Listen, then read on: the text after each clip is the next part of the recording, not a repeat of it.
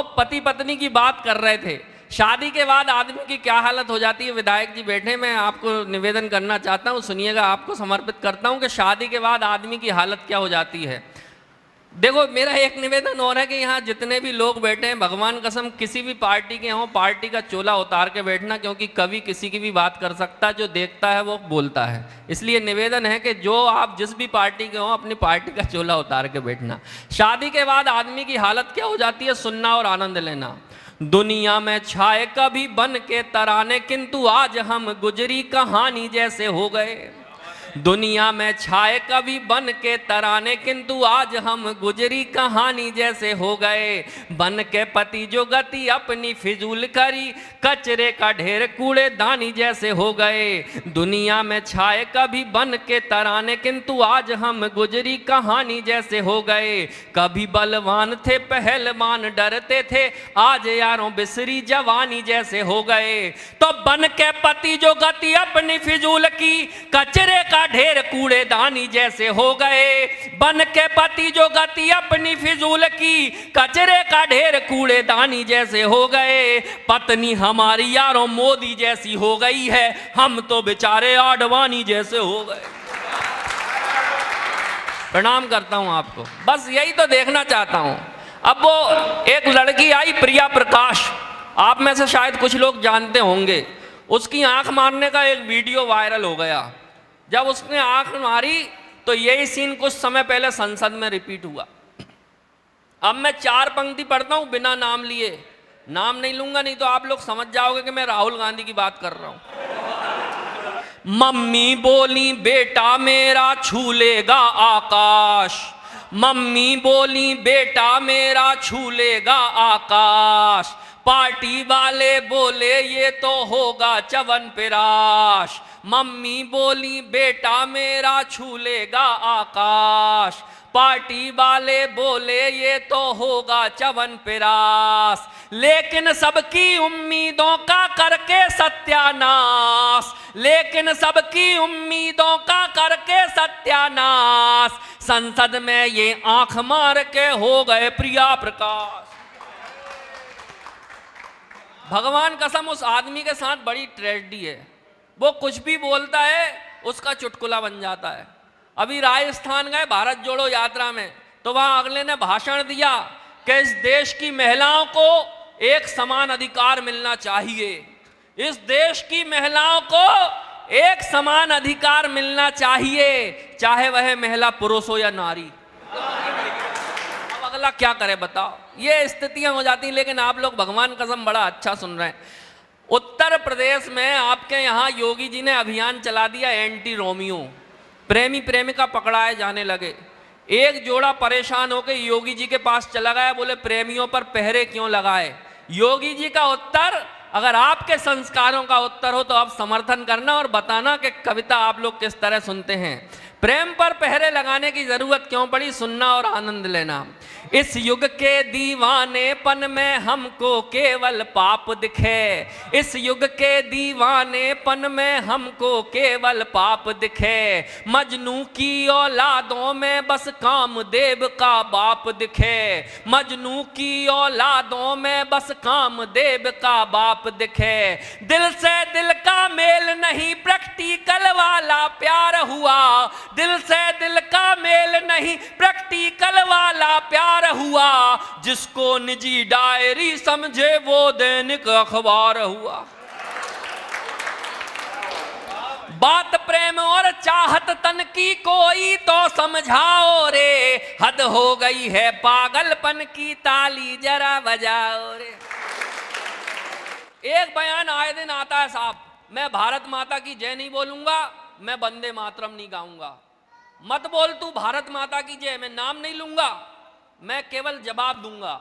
मत बोल तू भारत माता की जय, तेरे भारत माता की जय बोलने से कुछ नहीं होने वाला, क्योंकि इस देश के करोड़ों मुसलमान रोज सुबह उठ के भारत माता की जय बोलते हैं। और मैं कहता हूं कि तुझे भारत माता की जय बोलने की जरूरत भी नहीं है, क्योंकि गंदी जुबानों से वैदिक मंत्रों के जाप अच्छे भी नहीं लगते। तब मैं जवाब देता हूं, भोपाल से आया हूं, और जो कहता कि मैं भारत माता की जय नहीं बोलूंगा तो भोपाल से आया हुआ कभी मथुरा की तरफ से जवाब देता है। और अब बताना, जवाब अगर इससे अच्छा नहीं हो सकता तो अपनी तालियों से समर्थन करना कि इससे अच्छा जवाब नहीं हो सकता।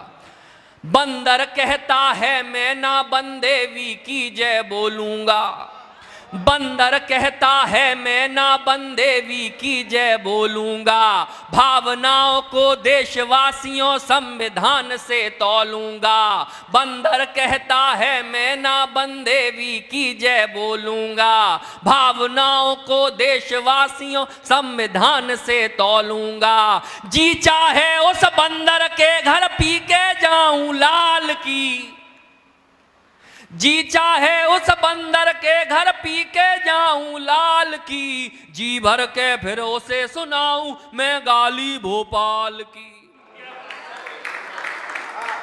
आजकल का बचपन साहब, वाकई में आजकल के बच्चे कहाँ हो रहे हैं, बाप हो रहे हैं। सुबह सुबह रास्ते में एक बालक हमसे टकरा गया, अभी आया, सच्ची घटना बता रहा हूं, बिल्कुल झूठ नहीं बोल रहा हूं। सुबह सुबह रास्ते में एक बालक हमसे टकरा गया, अच्छे खासे दनादन का टनाटन दिमाग खा गया। मिलते ही उसने पहला किया सवाल, कौखा दनादन क्या हाल। मैंने कहा अबे तू बच्चा है कि भूचाल, मैं तुझसे इतना बड़ा हूं उसके बाद भी नाम लेके हाल पूछ रिया है, साले बारीक कंघी से भालू के बाल उछ रिया है। बच्चा बोला अबे कितना बड़ा है। मैंने कहा बेटा पहली बात तो मैं तुझसे हाइट में ही बड़ा हूं, नाप ले तेरे सामने खड़ा हूं। बच्चा बोला अबे बेवकूफ़ी के वफादार, अकल नहीं थी तो ले लेता उधार। अबे हरकत से मंकी भेजे से ढंकी, कोई बात नहीं आती ढंकी। अबे खजूर के पेड़ साले अधेड़, जब अकल नहीं है तो क्यों सामने खड़ा होता है। और तुझे इतना ही नहीं पता कि हाइट में तो गधा भी बच्चों से बड़ा होता है। मैं उस पर चिल्लाया, मैंने कहा अबे मैं दुनिया में तुझसे पहले आया। बोले कौन से महीने का जन्म तेरा। मैंने कहा अक्टूबर। वो बोला तू अक्टूबर, मैं मार्च। अबे दिमाग से डिस्चार्ज, तेरे भेजे का बल्ब वाकई में फ्यूज है, और अक्टूबर पहले आया कि मार्च, तू इसमें ही कंफ्यूज है।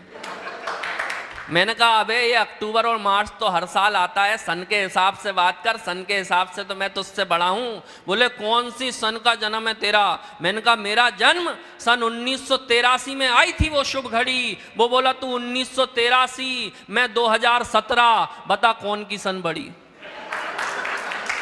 बच्चा फिर बोला, तपाक से अपना मुंह खोला, बोले अबे दनादन क्यों बड़ा बड़ा बड़ा करके बड़बड़ा रहा है, एक बच्चे के आगे तू हड़बड़ा रहा है। अरे बड़ा बनना है तो सरदार भगत सिंह, चंद्रशेखर आजाद, सुखदेव राजगुरु की तरह बड़ा बन, जिनने छोटी सी उम्र में अपना बड़प्पन दिखाया, इस देश पर अपना सर्वस्व लुटाया।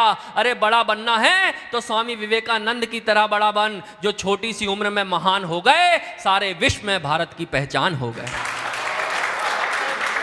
अरे बड़ी ना उम्र ना कद ना नाम होना चाहिए, बड़ा तो आदमी का काम होना चाहिए, बड़ा तो आदमी का काम होना चाहिए, बड़ा तो आदमी का काम होना चाहिए। बस ऐसे ही मस्ती के साथ आप सुनो। और एक मस्ती के कवि को और बुलाना चाहता हूँ, वो व्यंग के कवि भी हैं और हास्य के कवि भी हैं। व्यंग और हास्य में बड़ा बारीक अंतर होता है साहब। हास्य रस वो होता है कि हमने कोई चुटकुला सुनाया, आपको हंसी हो गई, हंसी आ गई, एक जैसे स्विच दबाया और बल्ब जल गया। लेकिन व्यंग इतना बारीक होता है कि वो जब कभी आपको व्यंगकार व्यंग सुनाएगा तो हो सकता है उस समय आपको समझ में नहीं आए, लेकिन हो सकता है 1 घंटे बाद आपको वो व्यंग समझ में आएगा, और ऐसा समझ में आएगा कि जीवन भर आप उसको सुन सुन के याद कर कर के हंसेंगे। व्यंग होता क्या, मैं एक उदाहरण आपको देना चाहता हूँ। देश के बड़े व्यंगकार हुए सुरेश पराग। यहाँ बड़े जितने भी लोग हैं मुझे लगता है सब समझदार हैं और सब समझेंगे। मैं देखना चाहता हूं आप व्यंग कितना समझते हैं। सुरेश पराग ने बड़ी तबीयत के साथ व्यंग किया कि लालू ने जब चारा खाया तो चारा बेचारा ये सोच के शर्माया। लालू ने जब चारा खाया तो चारा बेचारा ये सोचकर शर्माया कि जब मुझे गाय खाती थी तो मैं गोबर बनता था। हो सकता कईयों को कल सुबह समझ में आए। व्यंग ये होता है। और एक और व्यंग अगर जिनको समझ में नहीं आया उनको एक और व्यंग सोचता हूँ। देश के बड़े व्यंगकार हुए तेज नारायण बेचैन। उन्होंने कहीं व्यंग किया कि सांसदों ने जब लोकसभा में प्रस्ताव रखा कि सांसदों के मनोरंजन के लिए यहाँ चिड़ियाघर होना चाहिए, तो हमने कहा उसकी क्या ज़रूरत है जबकि आप लोग हो।